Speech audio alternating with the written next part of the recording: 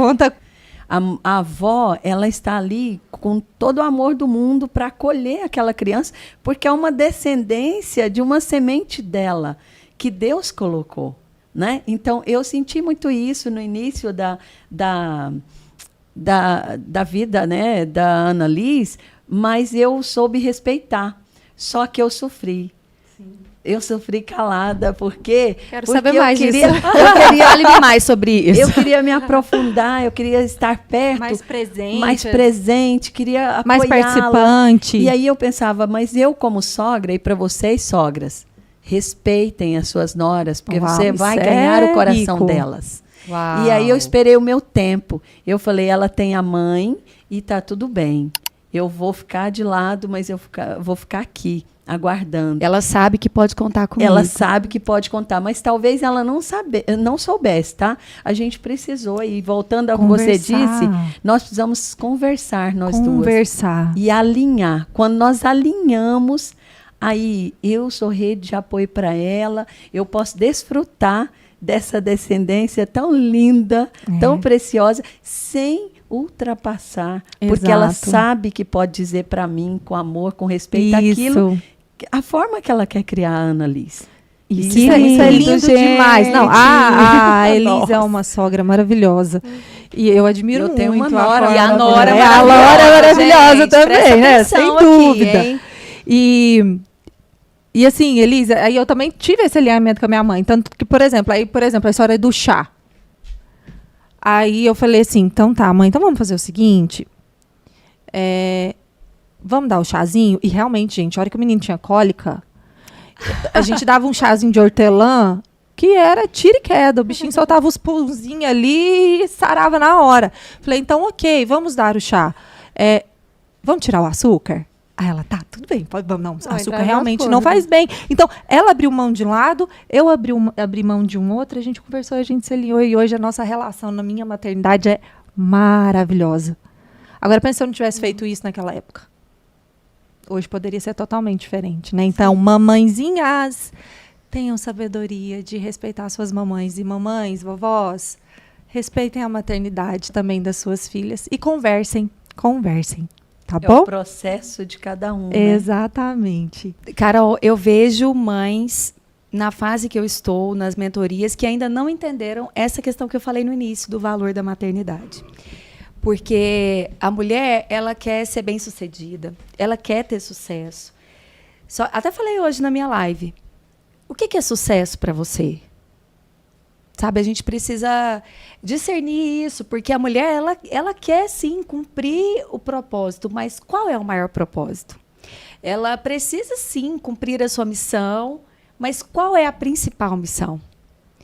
Então, eu vejo uma geração de mães que olham para a maternidade e falam, é difícil demais.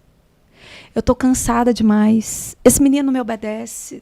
Tipo assim, e o que tem acontecido, na maioria das vezes, e esse momento, ele existe, ele é real, estava conversando sobre isso com a Carol ontem, mas ele não pode representar a sua maternidade, ele representa momentos. Eu tenho momentos de frustração, eu tenho momentos que é pesado, sim, eu tenho momentos que eu estou muito cansada, sim, mas eu preciso ressignificar isso. E eu acho que esse é o nosso papel aqui. Porque aonde eu vou chegar? O que eu estou produzindo no meu lar? Mas, Leide, e quando é ao contrário?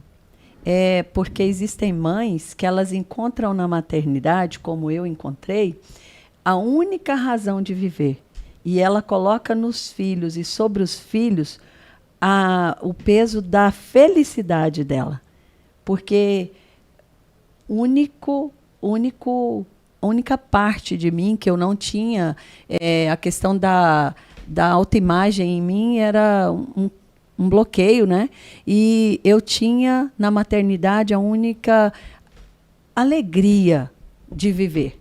E a parte do meu corpo, a única, exclusiva que eu gostava, eram os seios porque me relacionava à maternidade. Porque eu não me via fisicamente uma mulher. E na maternidade eu coloquei todos os meus anseios e a única fonte de alegria. Então, quando é assim, você que é mentora de mulheres, eu sei que muitas mulheres perdem os seus casamentos, perdem o relacionamento íntimo com seus esposos, porque elas priorizam os filhos em relação aos esposos. O que você tem para dizer para nós? Porque eu aprendi isso, mas outras podem não errar com isso. Sim, sim. É você saber que o seu filho não é seu. A Jéssica falou muito bem ali no início. Seu filho não é seu, foi o Senhor quem deu. E, na verdade, você é mais importante do que ele mesmo. Né? Então, quando você olha para o filho sabendo que ele é do Senhor, você não pega ele para você. O que acontece? Eu, acompanhando muitas mães, eu vejo que a mãe pega o filho para ela. E ali ela faz do filho uma fuga.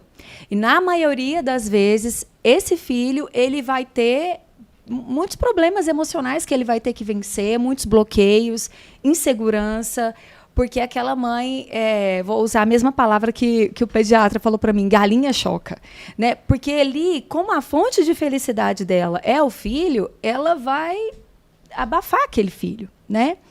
E a nossa fonte de felicidade precisa ser o Senhor. Não importa, eu sei que é muito difícil, por exemplo, eu não vivi o que você viveu, né? Então, eu tenho prazer no meu casamento, eu tenho prazer na minha maternidade, mas eu sei falar do que a palavra diz, né? Então, eu não vivi o que muitas de vocês viveram, mas uma coisa eu posso te falar, que o seu prazer precisa estar no Senhor. Por quê? Porque quando tiver tudo muito difícil, é Ele quem te resgata. Sim. É Ele quem te traz de volta, é Ele quem te traz à tona. Né? Então, a gente precisa muito entender isso. Nós ficamos procurando, né, a felicidade fora, Exato. Só que a felicidade está dentro. E eu acho que isso é um dos maiores desafios da humanidade, é encontrar a felicidade que já habita dentro Exato. De nós. Né? Eu acho que é o não colocar nada na frente do Senhor, né? Isso. Porque muitas vezes nós colocamos o marido, nós Sim. colocamos os filhos, nós colocamos a carreira, nós colocamos nós mesmas, o nosso ego, as nossas Sim. vontades. E não, gente, o Senhor, Ele é o primeiro. A Leide trouxe muito bem. Ele restaura, Ele traz Ele nos traz à tona de volta. Então, mãe, o seu filho, ele está por um tempo com você. Ele está por uma fase. Hoje a Eli já vive isso, né? Ah, vai dar outro podcast. É o sentimento do ninho vazio. Tá isso. Então, assim, aproveite o tempo que você tem com seu filho. Aproveite. Você não é a dona dele, você é a treinadora dele. Ele pertence ao Senhor. E aqui vai um conselho. Se você não devolver o seu filho ao Senhor, faça isso.